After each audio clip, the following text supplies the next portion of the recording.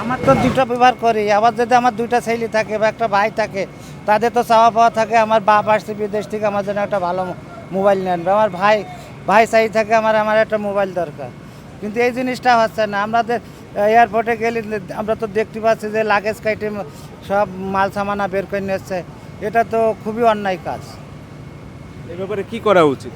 এ ব্যাপারে সরকারের পদক্ষেপ নেওয়া উচিত, দ্রুত মানে এদেরকে বিচারের আওতায় নিয়ে আসা। যদি কোনো প্যাসেঞ্জারের ব্যাগে লাগেছে যদি অবৈধ কোনো মাল থাকে, তার সন্দেহ হলে সেটা ধরতে পারে, কিন্তু সন্দেহ না হলে স্ক্রিনে না ধরা পড়লে তার লাগেজ কাটা তো মানে এটা অসম্ভব, মানে সম্ভব না লাগেজ কাটতে। সে কোনো দিনে একটা লাগেজ কাটতে পারে না। এই দরবেশ বাবা কোথ থেকে উড়ে এসে জুড়ি হয়েছে, এই দরবেশ বাবা তো আমরা তো আর কী বলবো, বলার কিছু নাই। আমাদের তো সেই পাটার নিচে হাত।